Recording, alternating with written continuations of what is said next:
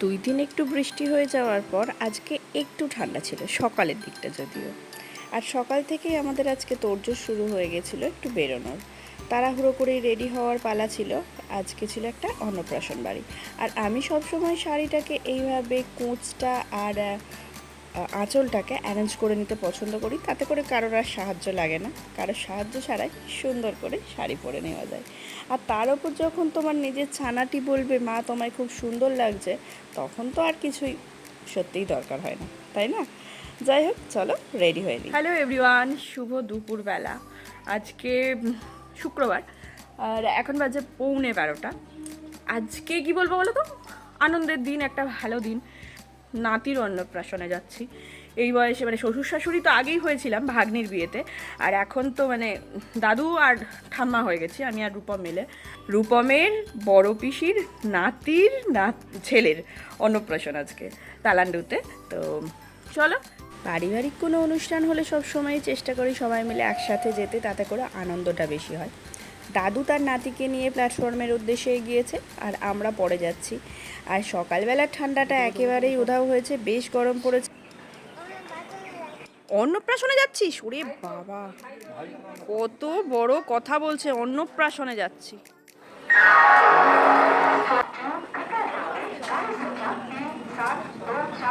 বর্ধমানের দিকে যতই যাওয়া যায় সবুজ ততই কিন্তু আমাদের চোখে পড়ে। আর দেখতে দেখতে পৌঁছে গেলাম বড় পিসির বাড়ির কাছে। বড় পিসির বাড়ি আর আমার বাড়ি আর আমার শাশুড়ি মায়ের বাড়ি, মানে তিনজনেরই হচ্ছে গ্রামে বাড়ি। আর গ্রামের সৌন্দর্য, হ্যাঁ খারাপ আছে অনেক, কিন্তু গ্রামের সৌন্দর্য দেখার মতো। দেখো কি সুন্দর, চারিদিকে শুধু সবুজ আর সবুজ।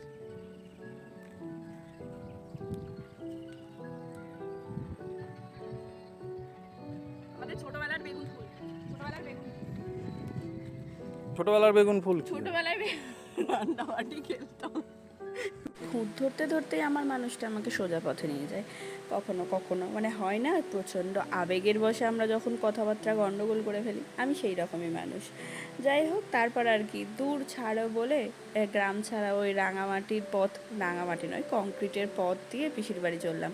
আর দূর থেকে একটা গান ভেসে আসছিল, তাই রূপম বলছে কপিরাইট ক্লেম খেতে পারো। আর এই ফুলটার নামটা এই মুহূর্তে মনে পড়ছে না, দেখতে যতটাই সুন্দর গন্ধ ততটাই বাজে। আর আত্মীয় আসছিল পিসির বাড়ি, মানে একদম পিসির বাড়ির কাছেই ছিলাম তখন। পিসির বাড়ি বলছি হয়তো, তোমাদের বলে রাখি পিসি কিন্তু আমাদের মধ্যে আর নেই। আর পিসির বাড়ির পাশে এই একটা প্রি প্রাইমারি স্কুল আছে, এটাকে সুন্দর করে পেন্টিং করা হয়েছে, দারুণ লাগছিল যেটা।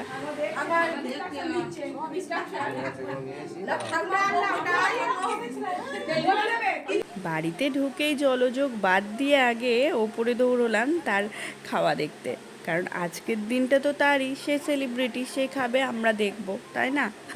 না, আমরাও খাওয়াবো অবশ্যই।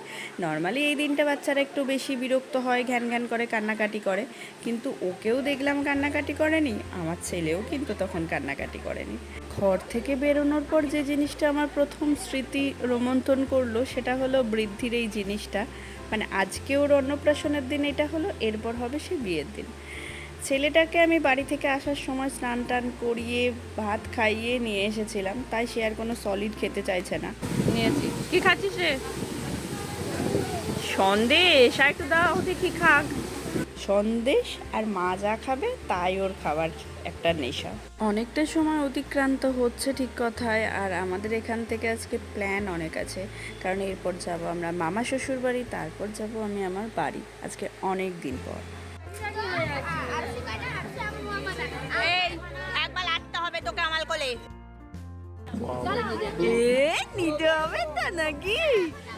এচো তুমি তো আজকে তেলিপিলিতি হয়ে গেছ, একদম পারতি না তোমায়। হ্যাঁ,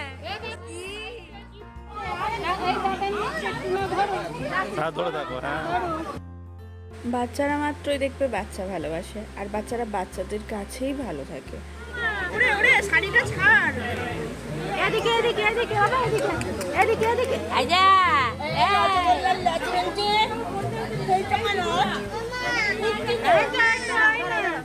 বিয়ের পর যখন প্রথমবার পিসির বাড়ি আসি, তখন এই পুকুরটায় মাছ ধরার কথা হচ্ছিল। ছোট ছোট মাছ থাকে না, মানে পিসির বাড়ির সংলগ্ন, আর তার সঙ্গে এই বাগানে আমাদের পিকনিক করার কথা আগের বারই হচ্ছিল, কিন্তু আর আসা হয়ে ওঠে না। যাই হোক, তারপর আর কি খেতে বসার পালা, খেয়েই বেরিয়ে পড়তে হবে। চলো, কি চিন্তা করছো? ভাতটা একটু শক্ত লাগার কারণে আমি আর ভাত নিইনি, তো একটু পোলাও নিয়েছিলাম যদি খাবারটা খায়, কিন্তু সেটাও পছন্দ করলো না, তাই বাধ্য হয়েই সেরেলাক খেলো আর একটু ফ্রুটস মানে যা ও সাপ্লিমেন্ট খেয়ে নিয়েছিল। তারপর যাচ্ছিলাম টোটো করে মামা শ্বশুর বাড়ি। ও তো একা বসবে, কাউকে বসতে দেবে না, ধরতে দেবে না, এরম একটা টেন্ডেন্সি। তারপরে এসে পৌঁছে গেলাম মামা শ্বশুর বাড়ি, আর দিদিমা শাশুড়ি এখানেই বসেই ছিল। তারপরে এরকমভাবে প্রতিবারেই আমাদের ওয়েলকাম করে, আর এখানে আমাদের গল্পের আড্ডা জমে গেছে। এর মধ্যে আমাদের আসবে বলেছে ননদ আর নন্দাই, তো তারা তখন খেতে বসেছিল আমরা যখন বেরিয়েছিলাম। এরপর আমাদের প্ল্যানিং হচ্ছে এখান থেকে সবাই মিলে বাড়ি যাব। বাড়ি থেকে অবশ্য আজকেই আমরা শ্বশুরবাড়ি মানে আমি শ্বশুরবাড়ি ব্যাক করব। তারপর কি পরন্ত রোদ্দুর আর আলু ক্ষেত পাশে দেখতে দেখতে পৌঁছলাম আমার বাড়ি।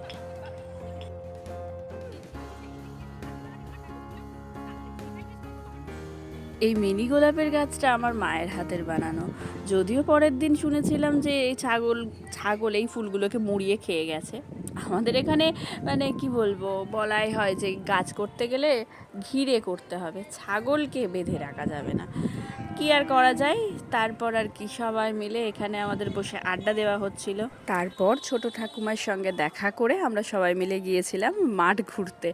ট্র্যাক্টর ভর্তি আলু দেখে আমার ছেলের বক্তব্য শোনো। বাবুই বলছে কি বলছে, গাড়িতে আলু নিয়ে বসে আছে। এই যে আমরা যাচ্ছি এখন আল দিয়ে, আল মাঠের আল দিয়ে, খালি মাঠের আল দিয়ে পুকুর দেখতে। জানি না পুকুরে জল আছে কিনা, ওই গেলাম। দারুণ দারুণ জায়গা। দারুণ জায়গা, ওইখানে একটা পুকুর ছিল খুব সুন্দর, কিন্তু মনে হচ্ছে বুঝে গেছে তুলবে নাকি। টমেটো কটা তুলে নিয়ে যাই জানিস। পুরো ঘোষ ফ্যামিলি এখানে চলে এসেছে লাইন দিয়ে। টমেটো চাষ হয়েছে, বরবটি চাষ হয়েছে, সেগুলো দেখতে। ধানে রে আরো মানিয়া কেমন লাগছে মাঠে এসে? কিন্তু পুকুর তো বুঝে গেছে, ওই যে পুকুর বুঝে গেছে। স্মৃতি বিজড়িত ওই পুকুর, যেখানে আমরা গুগলি, শামুক তুলতাম, ঝিনুক তুলতাম আর সাঁতার শিখেছিলাম। এটা হচ্ছে ন্যাচারাল একদম ফেনা মানে সাবান গাছ, এটা দিয়ে আমরা হাত ধুতাম। জল দাও হাতে, নাও। প্রাইমারি স্কুল থেকে ফেরার পথে একটা রাস্তায় সিরিজ গাছ পড়তো, তো তার এই ফলগুলো যখন পড়ে থাকতো আমরা সেগুলো হাতে নিয়ে জল দিয়ে হাতে ফেনা করতাম। তো সেটা বলছি বলে ননদ আর নন্দায় টেস্ট করবে বলে তারা বাড়িতে কয়েকটা নিয়ে যাচ্ছে। যাই হোক, অনেক স্মৃতি কুড়িয়ে নিয়ে তারা আর আমরা সবাই মিলে এবার এখন বাড়ি ফিরবো। আমরা যদিও 7টা ট্রেনে বাড়ি ফিরেছিলাম, ওরা বাইকে ফিরেছিল, যদিও রাস্তা গন্ডগোল করে ভুল করে অনেক রাত করে প্রায় আমাদের সমানই বাড়ি ফিরেছিল। এটা হচ্ছে দা আর্ট এইটা হচ্ছে ইয়ে অ্যান্ড দ্য আর্টিস্ট, আমার বোন। খুব সুন্দর হয়েছে, খুবই সুন্দর হয়েছে। বংশায়নী শর্টস চ্যানেলে ওকে আমি অনেকবারই বলেছি তুই এইগুলোই আপলোড কর, খুব ভালো লাগে দেখতে, বাট কি আর করা যায়। তারপর দেখলাম ওর বোগেনভলিয়াগুলোই সুন্দর ফুল এসেছে, আর আমার বোগেনভলিয়াটাই ফুলই হয় না, দিন দিন লম্বা হয়ে যাচ্ছে। জানি না কি হচ্ছে, কেটে দেওয়ার পরেও কাজ হয়নি। যাই হোক, এক আঁচল স্মৃতি কুড়িয়ে বাড়ি ফিরলাম।